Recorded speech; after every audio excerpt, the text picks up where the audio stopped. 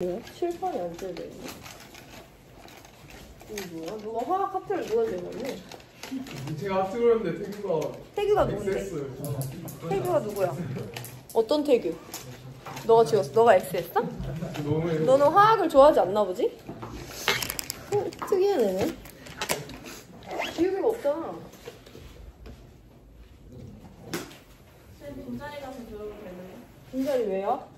아 맞다, 자리 바꿔줘. 여기 윤정이 옆에 일단 와도 될 것 같고 네. 자리를 일단 내가 오늘 수업 끝나고 바꿔줄게. 어제 너무 정신이 없어가지고. 야, 이렇게 수업 시간에 필기를 이렇게 빡빡하게 한다고? 이 정도면 PPT 만들어 오시는 게 편한 거 아니야? 대박이네. 지워도 되네. 너무 빡빡 눌렀었네. 누구니? 여기만 7번 한다. 10번 누구니?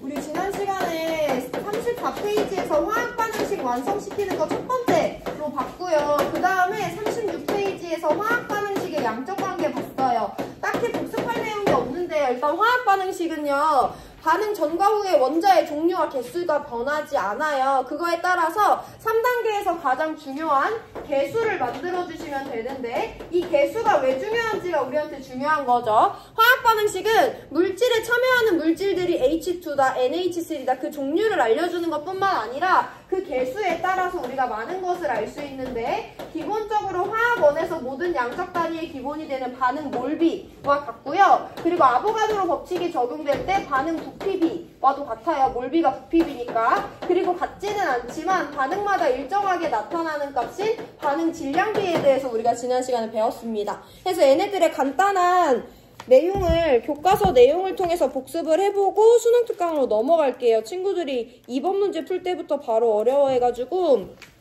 자, 교과서 37페이지에 화학 반응에서의 질량 관계 그리고 부피 관계가 나와 있는데요. 우리는 부피 관계 먼저 봅니다. 화학 반응식에서의 부피 관계인데요. 일단 밑에 화학 반응식을 알려줬어. C3H8이 5개의 O2를 만나서 3개의 CO2랑 4개의 H2O가 생기는 화학 반응식을 줬어요. 거기서 이제 문제는 밑에 답 나와 있지만 보지 마시고 C3H8도 기체 상태, 산소도 기체 상태, 생성되는 CO2도 기체 상태, 그리고 생성되는 물만 유일하게 액체 상태입니다. 이때 일정 온도 압력에서 C3H8 10L가 충분한 양의 산소와 반응할 때 생성되는 CO2의 부피를 구해보라고 나와 있어요. 내가 지난 시간부터 화학 반응에서 양적 관계는 반응 전과 그에 따른 반응과 그에 따라 남아있는 후 세 줄로 나타낸다고 했죠. 지금 주어진 상황에 대해서 용어를 한번 인지하려고 부피 먼저 본 거고요. C3H8을 내가 몇 리터 갖고 있냐면 10리터 갖고 있대. 그리고 O2를 얼마나 갖고 있다고 줬냐면 충분한 양만큼 갖고 있다고 준 거야. 그 말은 원래 얘도 기체고 얘도 기체예요. 그럼 아보가드로 법칙이 적용돼. 온도 압력이 일정할 때 얘 10리터는 얘 몇 리터랑 반응하는 거야? 50리터랑 반응해. 근데 충분한 양이 있다는 거는 50보다 많이 있다는 거예요. 그럼 얘는 50보다 많이 있어. 그럼에도 불구하고 누가 10리터밖에 없으니까. 얘가 10리터밖에 없으니까 반응은 어떻게 진행된다? 얘 10리터 반응할 때 얘 50리터 반응한다라고 가운데 줄을 채울 수가 있어야 돼요. 그럼 C3H8은 없어요. 얘는 어떤 양만큼 남아있겠지. 이때 우리한테 중요한 건 이때 생성된 CO2가 얼마냐는 건데 CO2 물질의 상태는 어떻게 됐고? 기체 상태예요. 그럼 반응 부피비는 반응 몰비랑 반응 개수비랑 똑같기 때문에 개수비 1대, 5대, 3에 따라서 얘가 몇 리터 생성된다? 30리터 생성된다라고 설명할 수 있으면 개수비가 반응 부피비와 같다는 거 이해하신 거고요. 그에 따라 생성된 CO2는 30리터다라고 설명하시면 돼요. 근데 H2O는 무슨 상태야? 액체 상태야. 얘 40리터 생성된다고 설명하면 된다고 안 된다고? 안 된다는 거예요. 자, 이렇게 보시고 두 번째 화학 반응에서의 양적 관계에 대해서 질량에 대해서 볼 건데요. 거기 한번 교과서 문제 읽어보세요. 칠판이 너무 더러워서 정리 좀 하겠습니다.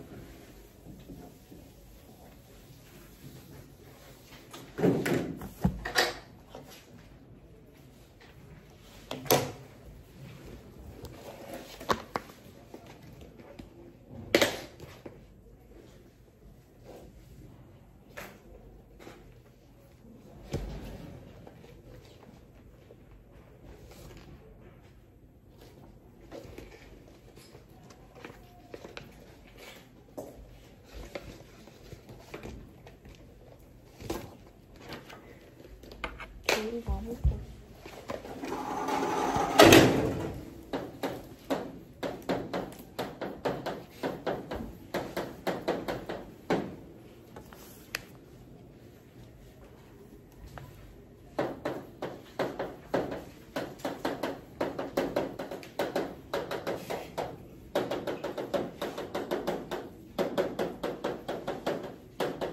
자, 여기 문제는요, 반응식을 줬어요. N2랑 H2가 반응해서 NH3를 생성하는데 개수비 1대 3대 2예요. 지금 문제에서 물어보는 것은 내가 N2를 몇 그램 반응시킬 거냐면 14g 반응시킬 거라는 거야. 그럼 지금 얘가 우리한테 준 단서는 어떤 거냐면 전이랑 후를 준 게 아니고요. 나 지금 N2를 14g 반응시킬 거라는 양적 관계를 하나 준 거예요. 이 위치라는 걸 아셔야 돼요. 아까도 마찬가지였지만 이번엔 이 포인트까지 정리를 해봅니다. N2가 14g이 반응할 때 생성되는 NH3의 질량이니까 여기에 얼마의 숫자가 들어가는지 물어보는 거지.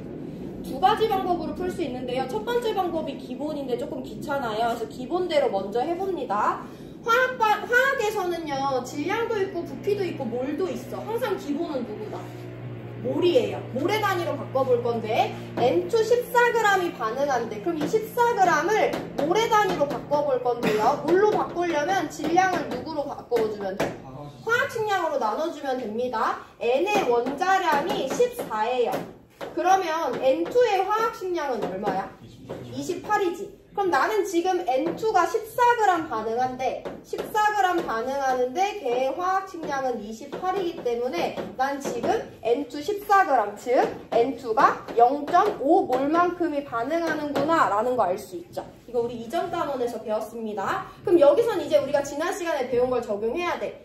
N2가 0.5몰 반응한데 그럼 그때 생성되는 NH3가 몇 몰인지 구할 수 있지. 무슨 개념 이용하면 돼?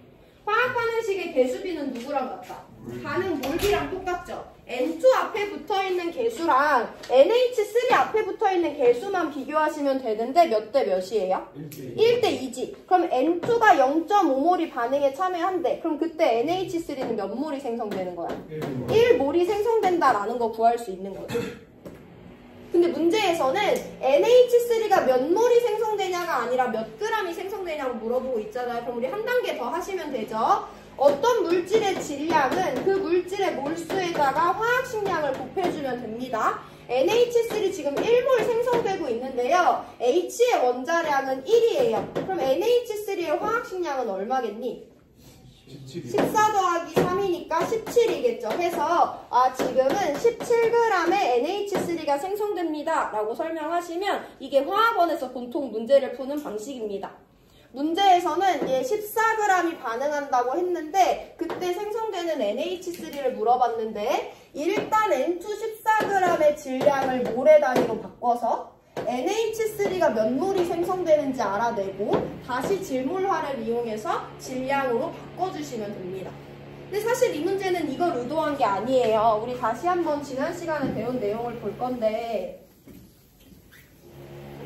내가 지난 시간에 어떤 물질들의 반응 질량비는 개수비랑 같지 않다고 했지. 근데 얘를 구하는 방법을 알려줬어요. 반응 질량비는요, 질몰화 공식 그대로 적용해서 반응에 참여하는 물질들의 반응 몰비에다가 화학식량을 곱해주면 된다고 했죠.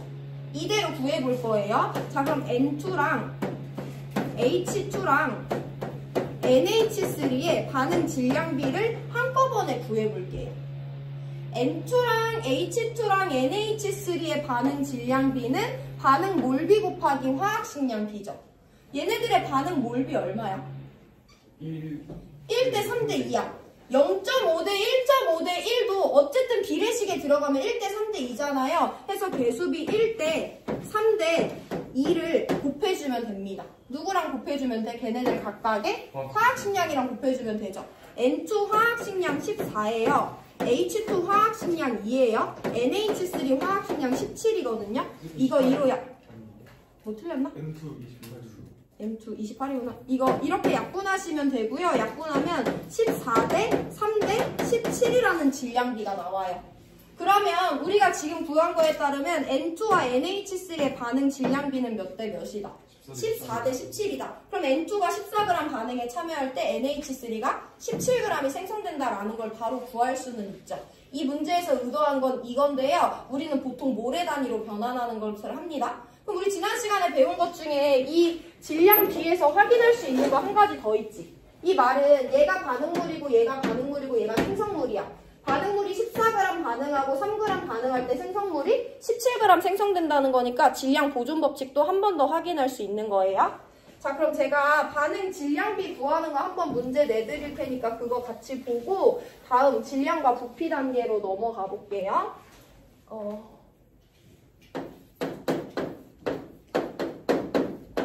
이런 반응이 있어요. C의 원자량 12고요. O의 원자량 16입니다. 산소와 이산화탄소의 반응 질량비를 한번 구해보세요.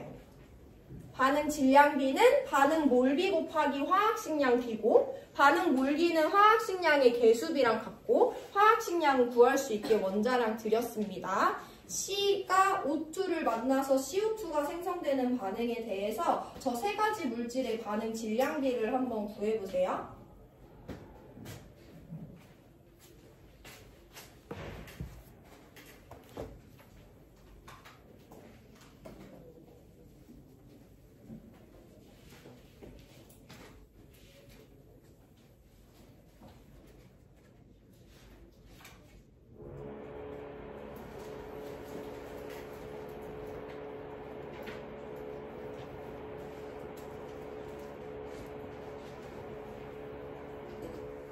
어렵지 않지 얘들아. 어쨌든 얘네 셋의 반응 질량비는 반응 몰비 곱하기 화학식량 B고 반응 몰비는 여기 자리에다가 바로 개수비랑 같기 때문에 개수 넣어주시면 돼요. 얘네 개수비 즉 반응 몰비가 1대1이니까 1, 1, 1 넣어주시면 되고요. 화학식량 12, 화학식량 32, 화학식량 44 넣어주시면 얘네들의 질량비는 4대 8대 11이 된다라는 거 확인할 수 있죠.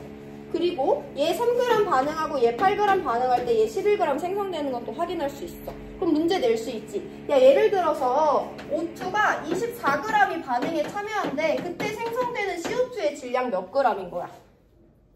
33g. O2가 24g이 반응에 참여할 때 생성되는 CO2의 질량은 O2와 CO2의 반응 질량비만 보면 되죠. O2와 CO2의 반응 질량비는 8대 11입니다.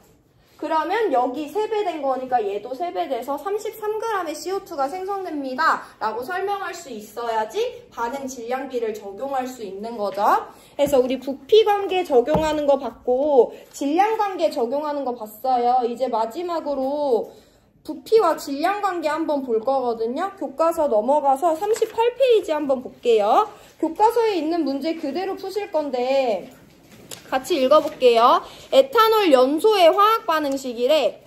에탄올 11.5g이 완전 연소할 때, 그러니까 11.5g이 반응에 참여할 때니까 질량 단위로 준 거예요. 그때 생성되는 이산화탄소의 부피를 구해보래.